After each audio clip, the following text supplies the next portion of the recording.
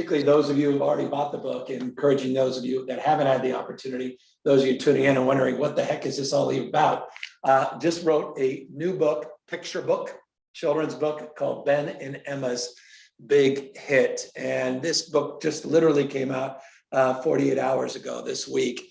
And this book, you know, I'm an old guy. This book has been inside of me for literally half a century. I've been struggling for years and years and years with a reading disability. And it's something that's not particularly unique to me, quite the contrary. And I think rather jaw-dropping statistic is that roughly 1 out of every 5, think about that, 1 out of every 5, 20% of us walk around in life, many diagnosed, most undiagnosed, 1 out of every 5 with a language-based learning disability. And the overwhelming language-based learning disability is dyslexia, which is so often connoted with an inability to read, which is a huge issue for me. And I'll talk about that in a second. But it's not just the inability to read. It manifests, it's not a disease, dyslexia.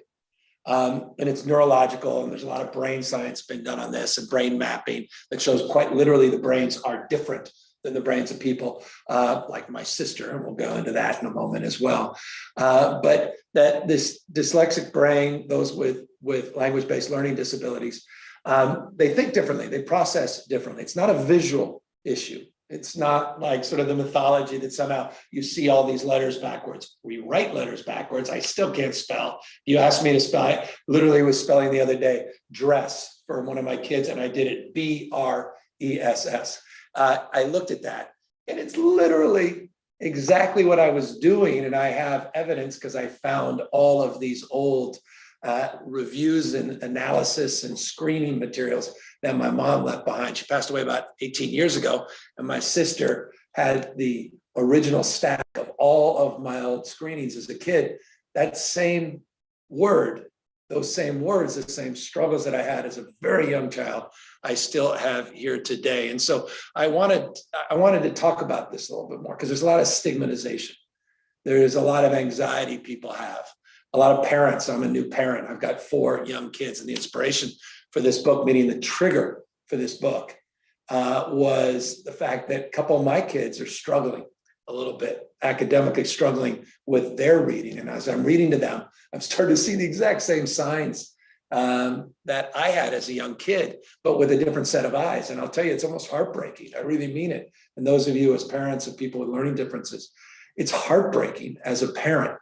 And it was that experience that literally triggered me. You know, I've been thinking about this book. I've been thinking about talking more about my own dyslexia and my own experience. I've talked about it a little bit, but not a lot. But now that my kids, I have a 5-year-old, 12-year-old, the 2 youngest and oldest, there's 4 kids, 2 boys, 2 girls, that they're struggling with this, which, by the way, it's genetic, not surprising that they are. That's what triggered me to finally put pen to paper and write this book. And of course, when you have difficulty writing, you need a collaborator. And that was the remarkable Ruby Shamir, who's a rock star and well-known writer of children's books. And I was just so blessed that she agreed to do this. Also blessed that I had a brand new Alexandra Thompson. I say brand new. She came out because of the pandemic. This was going to be her first book, but she did her own book, not a collaborative book. And this is the second thing that she's done, Ben and Emma's Big Hit. And I love the illustrations. I think she's done just a magnificent job. And so I'm really proud of her. She's out of Maine, a huge, huge talent. So like everything, took a team and remarkable partnership, but also took the inspiration. And the inspiration was a little bit of desperation. That struggle as a young kid, being in the back of the classroom with a head down. I mean, when I say back of the classroom, I'm not talking about once or twice. I'm talking about habitually walking, praying that I don't get my seat assigned, going in the back classroom so the teacher would never call on me. And I could just put my head down and just look up, hit the clock, praying that the period ended, praying that the class and the day was over. And that was like my experience in 1st, 2nd, 3rd, 4th, 5th, 6th, 7th, 8th grade, 9th grade, high school, 10th, 11th, and even my senior year of high school. I mean, school was tough. There's nothing enjoyable about it except one thing. And that is also a big part of this book. And that's sports. And I was never particularly good at sports when I was really young because I got a late start. I grew up in San Francisco, and we didn't do the kind of sports that a lot of folks do in other parts of these urban areas. It's a little more concentrated. I remember we were out there at Funston Playground, but there wasn't a lot of organized league, one like it is today with all these club teams and almost like professionalization of children's sports. But I played a little bit. And so I was a few years behind everybody else. But I started, I got taller, a little bit bigger. I'm left-handed. And anyone who plays baseball knows a baseball, that was like an advantage. And all of a sudden, being left-handed, being a little bit taller, and maybe a little bit behind, but a little bit capable, I finally started developing confidence that I didn't have in the classroom. I started developing that confidence on the baseball diamond a little bit, playing basketball as well. And so, not surprisingly, Ben and Emma's big hit is a story, a little bit of a composite of me as a kid, talking about the classroom experience of Ben and his best friend, the star pitcher, Emma, on the baseball team, and both of them being in class and learning and discovering. Ben always couldn't read or write. Emma was faking that she could read or write. And by the way, I used to do that. And that's why the Emma character is also a composite of me. And then them coming together and realizing that their disability in the classroom was a strength outside of the classroom. And their confidence that they both had on the diamond, on the baseball field, that they could bring that confidence to address their lack of self-esteem in the classroom. I had zero self-esteem in the classroom, zero. And I think that's the hardest part about having a learning disability, is that you tend to give up on yourself. You tend to think you're stupid, you're dumb. And by the way, I use those words intentionally because those are the words that I used to describe myself. I'm stupid, I'm dumb, my head down, my eyes down. I still have to remind myself, lift up your head, lift up your eyes, look in people's faces. There's a shyness that comes from it. There's an insecurity that comes from it. And it doesn't go away. I can lie to you and say it goes away. It's some magical thing. Dyslexia is not a disease, but you have the rest of your life. So it's all about overcompensation and developing skills and reminding you that it's not about your intellectual capacity. It's not about being smart or dumb. Intellectual capacity comes in so many forms and manifestations. So that's what this book explores very shortly. This is a quick book. Anybody that has a picture books, these are quick reads. And it really starts with that journey on the baseball diamond with Ben, left-handed, number 17. That was most of my years, I was number 17. And then the struggle in the classroom and the anxiety and kind of the anger. You could see him there with his arms crossed back to me. And then running out of the classroom. This one's a very personal part of the book, where there's a scene in the book of Ben running out of the classroom because he couldn't understand a word that was being taught by remarkable Miss Kim, his reading teacher. And he ran out of the classroom, which I remember doing once, sulking and sad with all the kids looking from inside the classroom outside. And this was kind of a scene that's a little bit of an extended scene. I remember Mr. Morris's class, I think it was like 7th grade, somewhere in there, 5th, 6th, 7th grade at Hall Middle School in Marin County. And at that school, it was lines of desks and you had to read. And I don't know if any of you have had this experience, your kids have had the experience, but everybody, you're reading chapter books and everyone reads a paragraph. And once the paragraph's done, person right behind, and I'm literally counting how long it's taking, staring at the clock, again, praying, please don't call me. Please don't call me. Heart pounding. And finally, clock didn't click fast enough. I get up, have to stand up and read the paragraph out loud. And a couple of people in the classroom, these are things you don't forget. Just a couple of kids in the classroom started laughing. And that's when I took off. And then everybody started laughing. And that's kind of that scene there with Ben outside and Miss Kim, their reading coach, teaching them the big hit. You got to buy the book to know what the big hit is about and how they process this stress and frustration and realize that they have strengths and talents they didn't realize. And again, that's what this book fundamentally is about. It's about realizing your strengths, recognizing your weaknesses, but understanding that in the process of discovery and hard work and grit, and there's resilience, there's muscles that you're developing. And then you realize, especially outside of the classroom, that those muscles are what the world's kind of looking for. And I don't mean that for me, quite the contrary. But I think what the world needs now more than ever is creativity. We need problem solvers. We need people that can reason. We need people that can color outside the lines. I say this all the time. No one cares how much we know. We don't, no one cares. They shouldn't, because Google knows more. I mean, you can literally look it up. It's what you're going to do with what you know. It's why Einstein, a fellow dyslexic, talked about creativity being more important than knowledge. It's why Churchill, one of, in political terms, one of the giants in politics, he said the secret of all success. I love this. Here's Churchill saying the secret of all success. It's almost worth learning what he said. Turn the page. Secret of all success, he said, is moving from failure to failure with enthusiasm.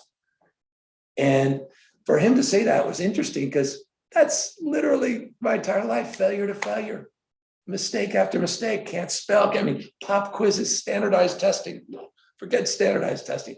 Don't ask me what my SAT is. It's embarrassing. I mean, but you got a sense of what it was. And schools are sort of designed with a certain brain in mind.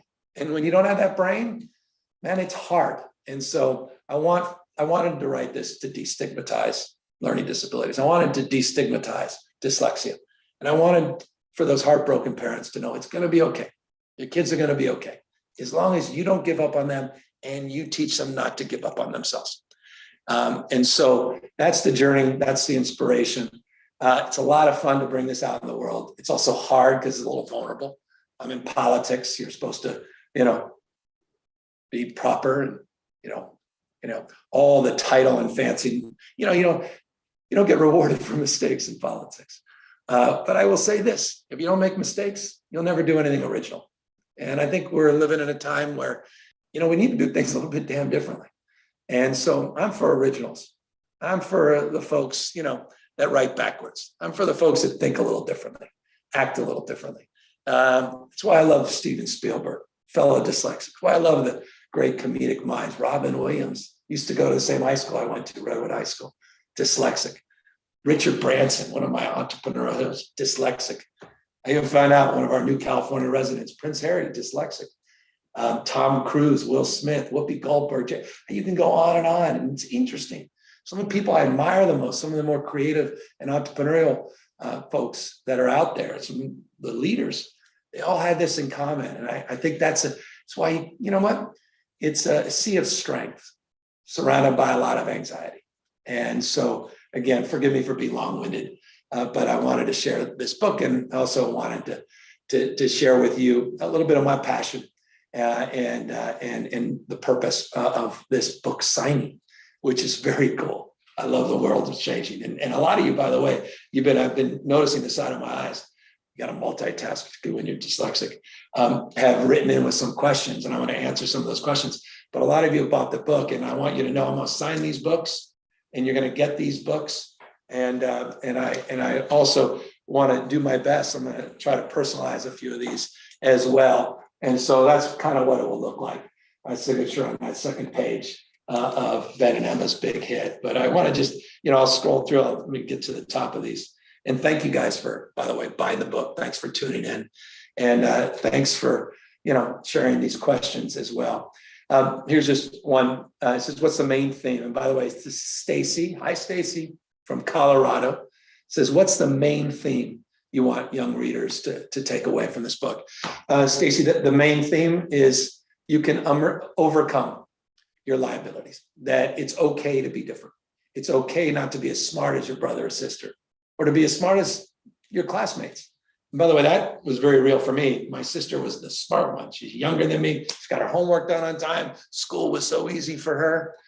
And that was hard, especially when you're the older brother. And, sometimes siblings can make fun of each other. And I just want young folks to know that it's okay, that you can be successful. Your expression, I say this all the time to kids, your expression is unique. Nobody else has it. Learn from, don't follow others. Someone said to me years ago, it was like one of the most powerful things, I'm not even kidding, like one of the most powerful things that I wish someone told me when I was younger. And I wish they told me over and over and over again until I really started to appreciate it. They said that comparison is the thief of all happiness. Comparison is the thief of all happiness. And we live in a world, social media, thank you to Twitter and Facebook for helping do this. But with so much social media and this notion of perfection and success, and by the way, there's no such thing as perfection, and success is not a place or definition, it's a direction. But with all that incoming, you start comparing yourself, and particularly young people, back to Stacy, your question. You compare yourself to others, and that's where your anxiety and your adequacies come out. Versus this notion, your expression is unique, meaning the world that you have lived, the world that you see through your set of eyes, no one else has. And so we want authenticity. I'm an employer. I don't think that the reason I was able to start a wine store right out of college, open a number of restaurants, hotels, and wineries, almost 1,000 employees, the peak of the businesses that I started. And quite literally, I took pen and paper to create those businesses with remarkable partners.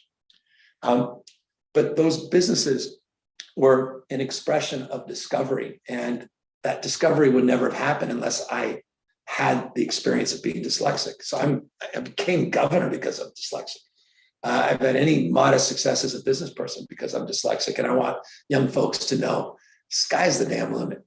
Just because you can't read as fast, you can't write, you can't spell, just because someone may laugh at you and make fun of you, doesn't hold you back at all. In fact, it just makes you damn stronger. So thank you, Stacy, for that. And I'll make sure I get you this first book, and I'll personalize it, Stacy, to you in a second.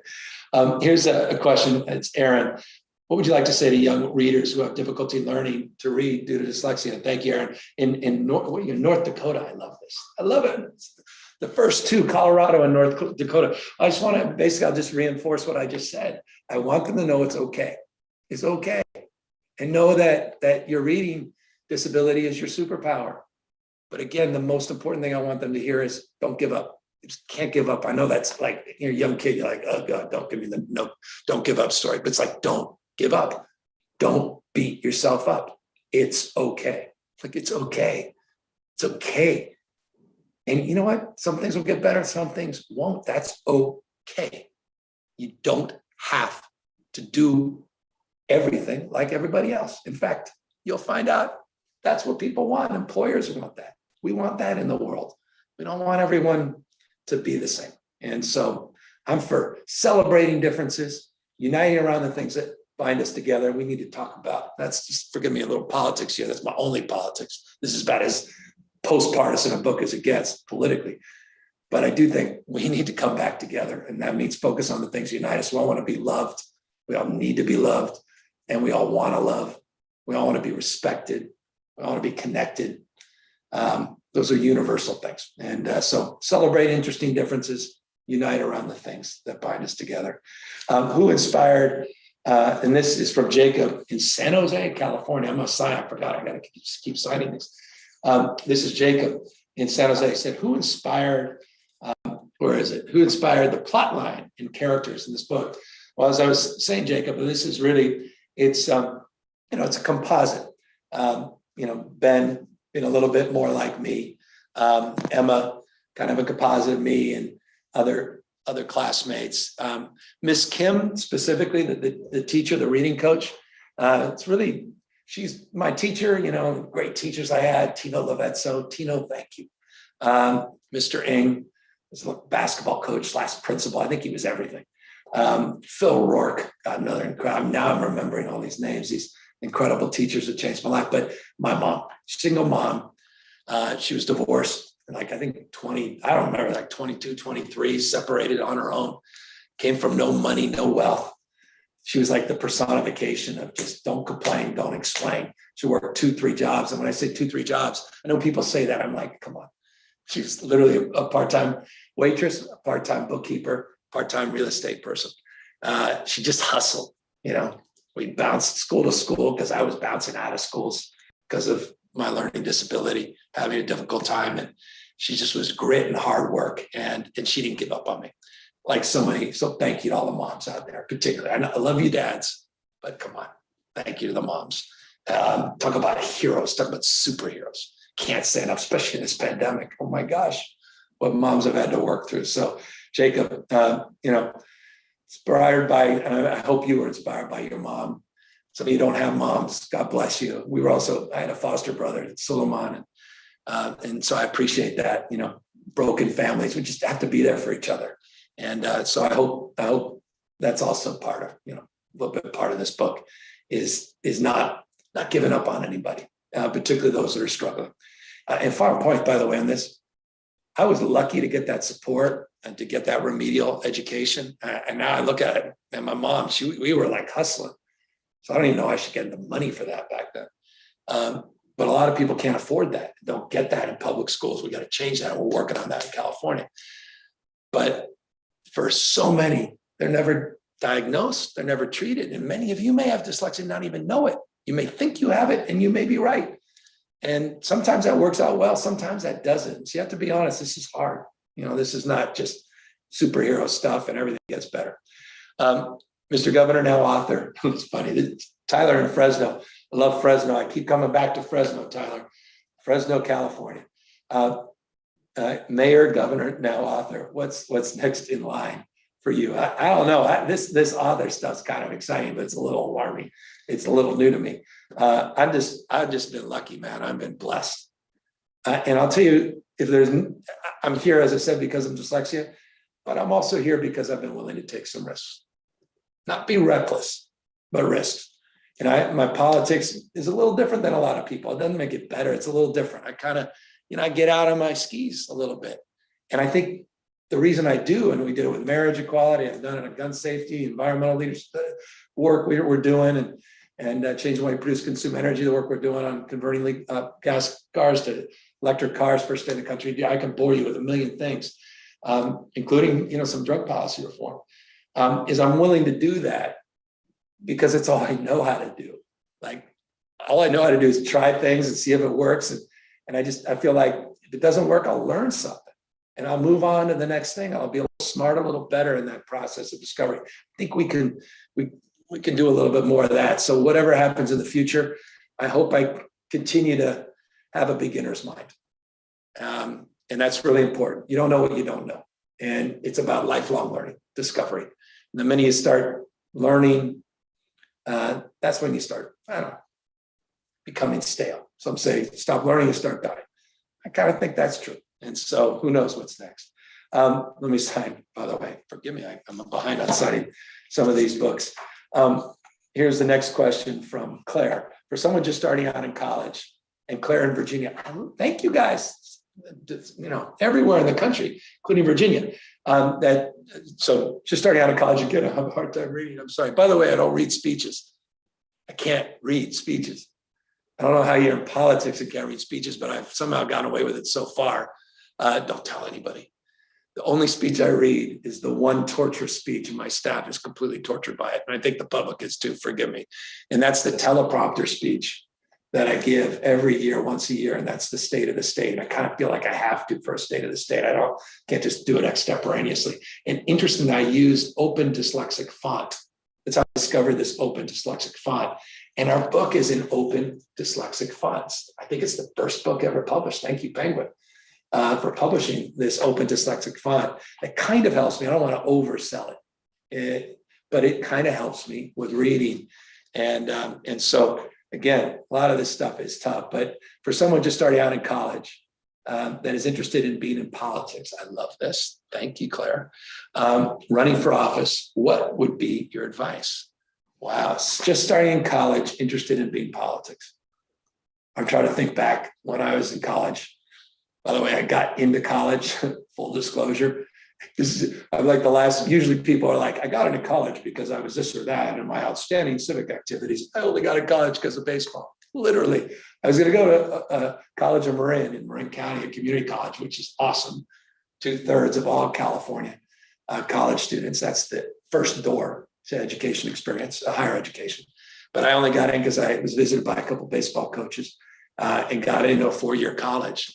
because of baseball. And that's why I'm, again, a book about baseball, my learning disability, but again, it wasn't academics. Again, politicians usually say the opposite. So I'm thinking back to my time in college, running for office, and what would be your advice? My advice would be intern.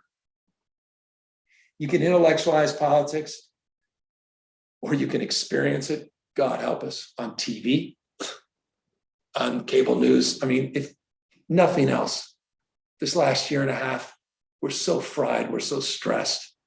Do yourself, I mean, here's what I want everyone to have for the holidays. Here's my Christmas present to you. Take 2 days off from watching cable news. It's stressful. It's literally stressful. It's like each network putting a crowbar in the wheel of the other network, and pundits attacking other pundits, politicians. It's just like zero-sum destruction. I mean, I guess it's always been like this. People think it's never been worse. Then again, by the way, I'm dealing with an interesting question as governor of whether or not to release Sirhan. And I'm now reading back of the 60s, Bobby Kennedy's assassination, 1968, just weeks after Martin Luther King, and just a few years after JFK and all the strife in Vietnam. And I'm thinking, all right, as bad as things are, boy, that first year my mom was raising me, a couple of years later with my sister on her own, those were tough times too. So anyway, I just think, give yourself a little break, but intern. There's no greater experience. Work on a campaign, city council race, like a school board race or a cause race, like there's an initiative, a ballot initiative, and just call and say, can I volunteer? And then just watch and observe. I think dyslexics, it's one of the great gifts of dyslexia. We're observant. You feel things. There's, you feel a room. I think there's an empathy muscle. I don't know this. There's a lot of work being done at UCSF, and we're helping fund some of that, the state of California. Thank you to the taxpayers that are learning as they map the brain for dyslexics, that there's a little bit of an empathy gene. And sometimes that's good. And sometimes that leads to too much empathy and anxiety, potentially, and depression. And that's interesting. I remember just a brief conversation with Robin Williams about this so many years ago when I was mayor. And I got to know him a little bit, always revered him, grew up in the Bay Area. And he was talking openly about his own depression and in his own dyslexia. And there's something in that space. Anyway, I don't want to overly diagnose that, but it's the point that there's a spectrum here. And that's why it's so important to screen and to have interventions. But that empathy can be beautiful as well, because we need that in this world. We need that. We need to soften in the vernacular of the 60s. We need to soften the edges. And so, Claire, I hope you take the time to intern and observe and listen and absorb. And not just learn politics from the cable TV networks. Please get out there and experience, and then decide you want to run profits, which I love. Be your authentic self. Just go for it. Don't be like everybody else. Don't try to compete. Don't try to be like this person or that person. Learn from them. Again, don't follow. Austin, will there be more books in your future? And by the way, Boise, Idaho. Thank you, Austin. By the way, talk about a beautiful place. I don't know. It depends if we sell this book, Austin. So you already bought this book. That's why, Austin, I have to sign your book. Thank you, Austin, by the way. So if we sell enough of these, maybe the publisher will say, hey, where's Ben and Emma's Big Hit 2? Which would be really cool if that happened. So I hope so. We'll see. Let me know if this is worthy. I mean, this is a picture book, but by the way, picture book you can read through pretty quickly. And I got 4 kids. Sometimes there's a lot of beds that I got to go and read on. So it's nice to have a book. We're just reading one book tonight. Never works, but we try. Some of those books are really long. And by the way, kids know how to game those long books. So then you're stuck there for 40 minutes. You're like, oh gosh, I'm never going to get to bed tonight. Anyway, I'm talking out of school. Montana, by the way, who's this? Dalton. My daughter's named Montana, my 12-year-old. She may or may not be one of those 4 kids with some learning differences. She may not be. We'll see. But some early issues, which I think is such a wonderful thing. Favorite tourist, look, this is an interesting question. What's your favorite tourist attraction or thing to do in California?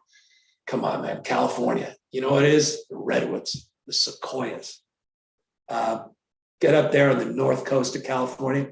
People come from all over the world. Their mouths just drop. The tallest living things on planet Earth are in California. Those old sequoias. the oldest trees on planet Earth, which by the way are not the tallest, interestingly, in California. The coast, those redwoods, the sequoias, a little more in the inland, sort of the foothills of Sierra Nevadas, of course, around Yosemite, please. I mean, with respect, though, you got plenty of that in Montana. That's an understatement. We go up around Stevensville area near Hamilton, fly into Missoula Airport. Montana is one of our favorite places. New Mexico, Jesse, what's something you'd like to do with your kid? Oh, I love this. What do you like to do? And I got to keep signing these books. What do you like to do with your kids in spare time? Boy, if I had time to walk the streets in Santa Fe, that would be one of them, Jesse. By the way, Richard Branson, coolest thing. Forgive me, it's a little bit of an aside, but you're from New Mexico. I'm really proud. California sort of is a dominant player in the space race. So many of these companies that are going up to orbit are California-based companies, but you're out there in New Mexico where a lot of the launches are occurring, including the Virgin Orbit. And I had a chance to go out. I couldn't do it. I wanted to do it when Virgin did the Virgin Orbit out of New Mexico. That would have been a very cool thing to do with your kids, to be there to experience that, because that's going to be your future. That's going to be their future. But what I love to do with them, we love sports, but one of the things we love most to do, we live right near the American River up in Sacramento area, which is just beautiful. And we love going kayaking. We love fishing. That's a little bit of the Montana obsession, and just love being in nature. The kids love being in nature. We love them being in nature. We have, at last count, Montana, my 12-year-old said this, we have 32 pets. So when I say we're kind of like, and we're not living on a farm, that's a whole nother conversation. Maybe there's a book in that alone. But you get a sense that these chickens and ducks and turkeys, my first pet, true story, I'm not making this up. I got pictures to prove it. My first pet when I was growing up, to prove my little obsession with animals and nature, was a river otter. His name was Potter the Otter. My dad was obsessed with river otters. In fact, my name, Gavin, comes from a guy named Gavin Maxwell, who wrote a book called Ring of Bright Water about river otters. And so my dad's love of river otters, dad's ultimate love for mountain lions. He helped co-found the Mountain Lion Foundation in California, help protect mountain lions. He passed away a number of years ago. And but what he really left me was a passion for sustainability and stewardship and idealism. He was a 60s guy. He wanted to strike out against injustice, stand up for ideals. And despite my mom being the driver raising me, he was also a profound influence. And his environmental passions live in my kids. And that's what, Jesse, we love spending time doing with my kids, be in nature. Here's a couple more. Sherry, what social cause or initiative are you holding most near to your heart right now? I love it. From Arizona, I love this. You guys from all over the country, I'm literally touched by this. Sherry, in the cause, I'll tell you, look, I'm passionate. You know, my why really is. I mean, and by the way, I think we all should spend a little time figuring out why. That's like a personal thing. It's a professional thing. It's a family thing. What's your why? What's like the one thing that motivates you, that sort of drives all the decisions you make in your life? And I just referenced sort of passing my father's, but it's really a distillation of his passion became mine. It is to stand up for ideals and strike out against injustice. So I think about justice. And I think, again, as a dyslexic, you saw, you know, kind of the injustice of people bullying you and, you know, those that are different, people making fun of other people. Man, I don't like that. I don't like that. I'm very involved in Best Buddies, Special Olympics, and people with intellectual, not just physical disabilities, man. Got to respect people. It's why when I see these politicians mocking people, like really, it's like, I feel intense about it. Mocking people's stuttering or disabilities. There ain't anything right about that. Nothing right about that. So, you know, my cause that's near to me, that I hold in dear, I'm telling you, is trying to figure out a way to bring us back together. I mean, of course, I'm passionate about homelessness and passionate about the environment. I'm passionate about that, not interested in those things. social justice, racial justice, economic justice. But I'm right now passionate about figuring out, man, how we can live together across all our differences. There's just a lot of stress out there, a lot of anxiety out there. And, I get it, I feel it, and I know it. And I know it's hard. You have people in politics, we kind of express our anger and frustration, and we become sort of vessels for that anger, which I appreciate. I protest, trust me, I get it all the time. I'm sure I'm getting it right now on Twitter and Facebook. I get that, and I'll absorb that. But I don't want people that are vulnerable absorbing that. That's not right. And I don't want people to look down because we look different or talk differently. I hate the anti-Semitism that's out there. I hate the bigotry across the spectrum, ethnic, racial, religious bigotry. I respect people who disagree with me. I respect people who totally, want nothing to do with my politics because I know they love their kids too.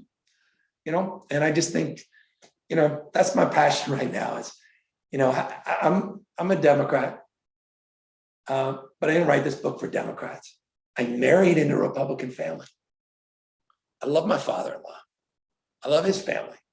They disagree with me on it, but they're wonderful people. And I hope we can find that. I don't find that on cable news right now. Back to my original point about, maybe taking a few days off. By the way, I preach, I got to practice that. Where's a couple more questions? And forgive me, guys. I've got to get this computer working again. It's kind of gotten stuck. Here we go. Here we are. So Vanessa, Salt Lake City, Utah. I love this. So I love my state. I have a point of pride, but Salt Lake is also, my gosh, Utah is so beautiful. When you were a child, what do you want? Oh, I love that. When you were a child, Vanessa asks from Salt Lake City. Vanessa, I'm gonna sign your book. Thank you.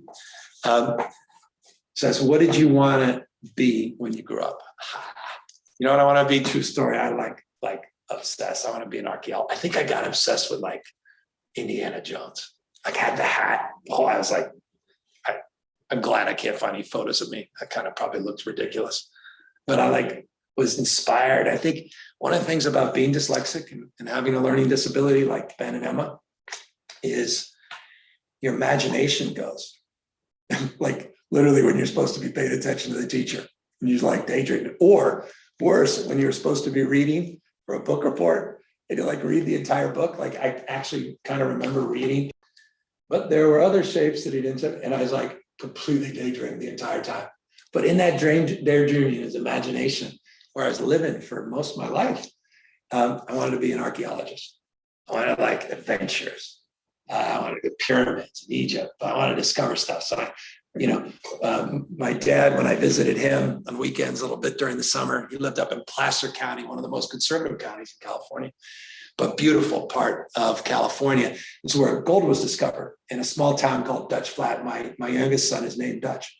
And it was a beautiful old gold mining town, 1850s, 60s, 70s, but it was a gold mining town. So I was my dad said, go discover gold. I guess he wanted me out of the house. So I'd run out and I was gold mining and I kind of in my, the venture. So I wanted to be that guy.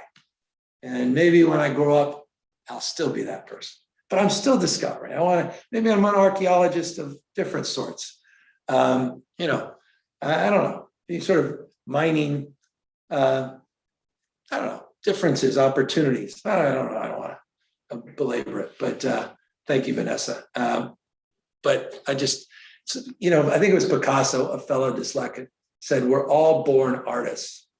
And then the rest of life, it's so hard to maintain it. It was kind of like Lincoln, who was not dyslexic to my knowledge. But Lincoln said something very serious, similarly. He said, we're all born originals, but sadly, too many of us die copies.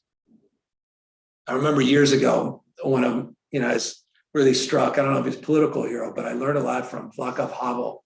Havel was president of Czechoslovakia as part of the Velvet Revolution. Fascinating. He's kind of contemporary in my 80s, growing up and focusing and paying attention to politics at the time. And he talked about the constraints of office. He wrote a famous piece called The Power of the Powerless. But it was sort of made me think about how life can degenius you. In many ways, how those constraints of office, constrict people. And I think for Havel, it was hard to be president. It was easier to be a revolutionary of sorts. And it really goes to the issue around moral authority versus formal authority. And that's just something, I offer for what it's been. By the way, and I got to keep signing these. None of the profits on this, none of this, every book sale, thank you, goes to charity 100%, like not like taking a percentage off the top. Every cent that's ever sent from the publisher on this is going to the International Dyslexia Association, which kind of I call a Swiss Army knife for dyslexia. They got to do research and they discovery best practices around the globe and champions of differences and diversity and learning differences broadly defined, not just dyslexia, but primarily dyslexia. So all the proceeds for this, because I know politicians with books, I know what you think.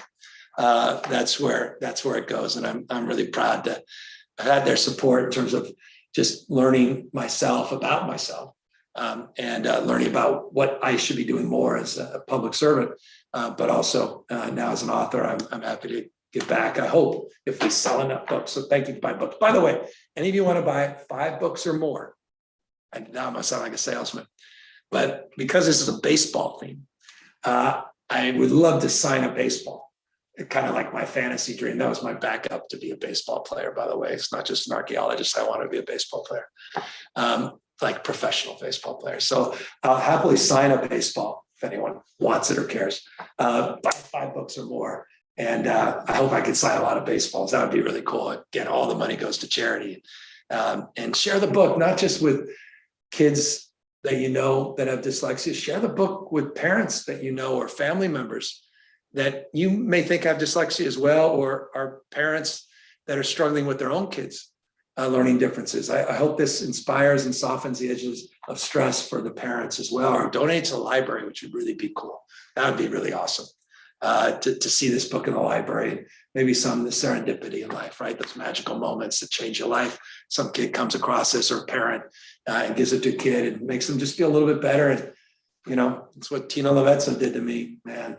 Just those little things, right? That little distinction changes the entire trajectory of life. So I appreciate if you want to do that. I'd love to be able to sign those books. Let's see, we got here. Merry Christmas. There's from Portland, Oregon. Talk about another beautiful place. Cindy, Portland, Oregon. Merry Christmas, Governor Newsom. What are your Christmas plans? I love this. What are your Christmas plans as a family? And do you have any traditions as a family? Well, nothing dramatic tradition. It was hard, for my mom and I, the one tradition she always had, she would fill up our stocking, and it was always from the local Walgreens. I love my mom, but I was like toothpaste, soap, and it's sort of funny. So I, of course, you can't help it. It's pathetic. So my tradition is like, if your mom does this to you, I do this to my kids, and my kids are like, why do you have soap? I'm like, because I kind of got that as a kid. And why do you have and I go to Walgreens, I go to the CVS. So that's a tradition. It's not a good one. I'm not recommending that. But that was one of the things my mom kind of did for me. She didn't have a lot of money, so it wasn't like 10 damn gifts or anything. It was just time together, turkey, stuffing, mashed potatoes. And that was it. Like overeating. We would see my Grandma Jean. She had a lot of issues. She was beautiful and wonderful. I used to call her name was Triggeratus. She was an actress, spent a lot of time in Russia. But she had some interesting differences and, eating issues. So she would not eat for days. And we just remember finally Grandma Jean eating everything for Christmas. And that was always a joy. Finally, she's eating. This is so great. So that was kind of a tradition. So we overeat, all of us, at Christmas. A lot of my members of my family married in Jewish families. So Hanukkah, there's a little bit of that, which is wonderful. The Shear family, my Uncle Paul Shear and my Aunt Annie Shear and her kids, my cousins. And so it's just, spending time together, which I know has been hard, right, with the pandemic. And I know that's been hard, right? Just isolation, being alone, sort of, it was like, please, we want to hug again, we want to love again. And so we want to do it safely as well. And so we'll be doing that. And I'll be going down to Walgreens. You'll see me down there at CVS. And I already picked out some early Christmas gifts for my kids, or let's just be honest, they've picked them out themselves, because I know if they don't get them, they're totally world over and they're depressed. And then we're going to surprise them a few things, but we'll just be at home, nothing too exciting. My wife will make us go on a hike. The kids will go, I don't want to go on a hike. And we'll force them to go on a hike. That's a tradition. At least walk the dogs. We'll call it walk the dogs, but we'll do an extra mile. And that's it. We're staying around this Christmas. Let me sign another book. I keep forgetting. The tourist attractions we talked about. Here's, is it Brielle? I can't even read. Sorry, Brielle, from California. Love California. What is it like to raise a family and be governor of California, especially during such high tension times? Brielle, thank you for that question. I'm figuring that as we go. As I said, this has been hard on everybody. And, I remember getting that first call, learning about something called Corona something, this COVID something, SARS-V something, 2. I remember trying to pronounce it. And we had a Grand Princess cruise line off the coast of California. We were the first state to have to deal, I think it was Washington, but California, sort of the epicenter at the beginning of this pandemic. That was almost 2 years ago, almost. And I remember talking to my kids that night saying, there's something we've got to be careful, guys. And a few weeks after that experience working with Trump on whether or not we're going to let the Grand Princess cruise line, where there's some positive cases, into California, and I'll be honest with you, I won't call out names, but a lot of the elected officials didn't want that boat, nor did Trump himself want that boat coming into California or American shores, because it would increase the total number of cases. That's what he said very publicly, famously. But I think there was so much anxiety around the unknown. A lot of elected officials didn't want COVID cases coming in San Francisco. Into California, we finally agreed to do it in the San Francisco Bay in Oakland. And I remember those first cases and the stress and anxiety, but none of us knew what was going to come next. No one heard of Delta virus. There was no prospects of an Omicron. No one didn't even know. Just a few people knew what variants and mutations were, and antibody tests and antigen this and PCR that. And then we're learning about PUAs and PPP. All these things are brand new language. And that was hard for the kids because the episodic in school, out of school, Zoom school. Like my little son goes, no more Zoom school, Dad. Then back in school, then Zoom school, quarantine is hard. And so I don't think it's been any different for me than you. The difference is, I have to bring into my heart 40 million lives and expressions and try to think through people that disagree with the approach. They don't like, some people think it's a hoax. Some people don't believe vaccines, but may have taken all these other vaccines, but this vaccine's bad. All the other ones are all right. Now every vaccine's bad. And they never realize, all this. And, people are stressed and they don't want to wear a mask anymore. Who wants to wear a mask? Social distancing, not being able to do what I want. I get it. It's hard. And so all those decisions of knowing how people are feeling about that and expressing themselves, sometimes very publicly, not just privately. People I love and admire saying, this is terrible. Why are you doing this? And then I explain it and they're like, okay, I still can't stand it, but I appreciate. And why don't you say that more? And I say, I'm saying it, but it's not coming through. And sometimes we did things, worked really well. Sometimes things didn't work out as well. And it's being humble throughout this process. So that's hard. And my family sees that and that struggle. And so that's the only additional thing that different between me and you and everybody else watching. So Brielle, I know you're in California. And so thank you for being here and your resilience. And thank you for not giving up on your state. Thank you for buying the book. There's your signed copy. And thank you for the question. I appreciate it. I don't know if I answered it particularly well, but it's been hard, but it's been harder on a lot more people is the bottom line and the point. Where else we got? We got some other ones coming in. Thank you. Is it Tristan? No, we got Tristan. That's it. Well, favorite thing to do with your family. Yeah, no, we talked about that. In San Diego, Kathy, I'm sure that there are many, but interesting. Thank you, Kathy. In San Diego, I'm sure there are many, but what is the highlight for you in being governor of California? Kathy, let me sign your book. I think the highlight of being governor, I think it's those, you heard me say magical moments. I don't know. I just think about life in those terms. I mean, 99% of life we're going to forget about. We will. But we remember moments. Some are good, some are bad. Some of the bad moments, like being laughed out in Mr. Morris's class, sometimes you look back, I think it was a magical moment. I developed muscles, a little bit of grit, and empathy and appreciation through those challenges. You know, everybody has challenged, all of you do. And those things that we think about as negatives in our lives, you look back and say, you know, it's made me who I am. And maybe that moment I can redefine it, change my story, that it actually was a magical moment and made me the person I am today, more resilient, more capable.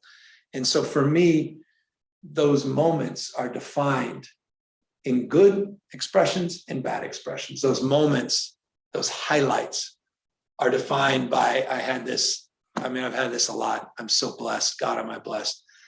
I had a moment, by the way, in Montana. This was a few years ago. I was lieutenant governor, so it's not even, Kathy, an answer to your question, but it's talk about a magical moment, just a brief story. In 2004, when I was mayor, I didn't know what I didn't know. Talk about the beginner's mind. Was willing to take a risk, try to do something different. And I started marrying gay same-sex couples. First state, city to do it. First jurisdiction. 4,000, I think in 38 or 4,058 couples from 46 states, 6 nations came to California, came to San Francisco for the winter of love, not the summer of love. We call it the winter of love in February. And it was controversial. George Bush was coming after me. I mean, the whole Republican, Democrats were coming after me. No one was happy about it. No one was happy. Trust me, I have stories. Some of the most famous Democratic leaders, they weren't happy about it. But people from all over the country came to say 2 magical words, I do. Like things you take for granted, like happens every 10 seconds in Vegas. People getting married and then getting divorced within 30 seconds. Here are people that have been together 20, 30, 40 years.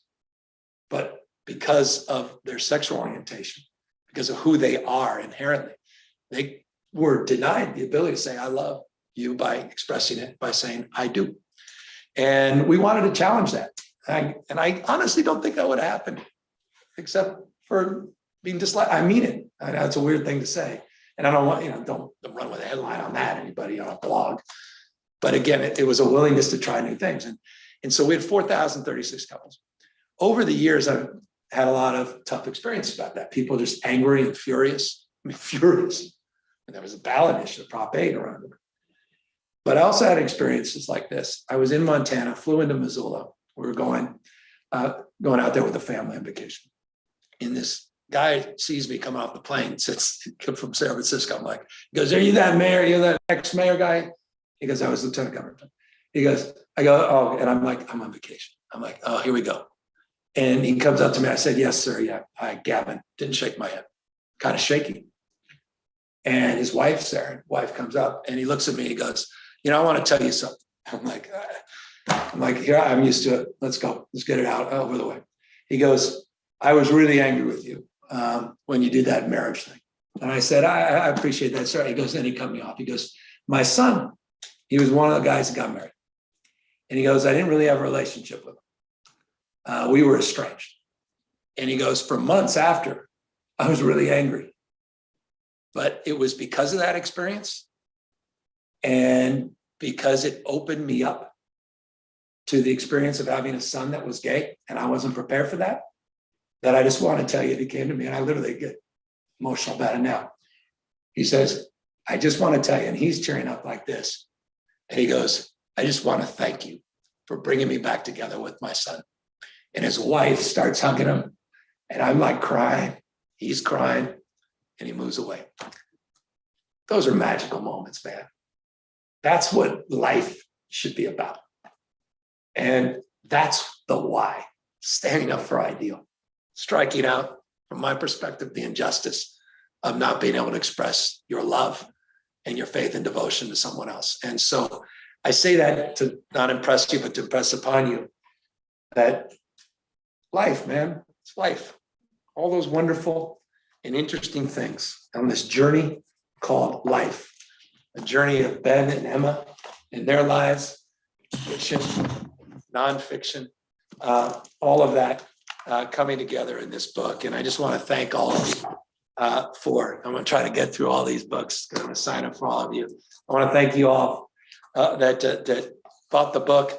Honored to be able to sign your book and remind you, if any of you want to buy more books, buy 5 or more.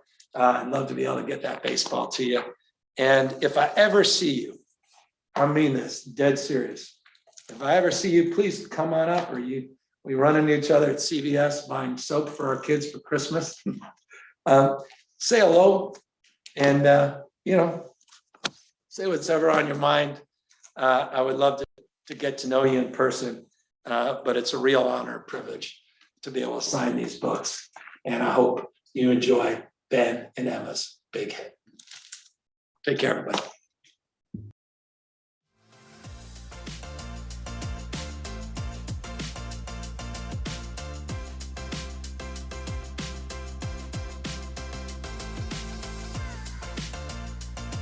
Hey, this is John Acuff, New York Times best-selling author of 7 books and someone who's done a live signing. If you like the one you just watched, make sure you check out our YouTube channel. It's full of amazing authors having great conversations and signing books for viewers just like you. So make sure you subscribe, and thanks for watching today.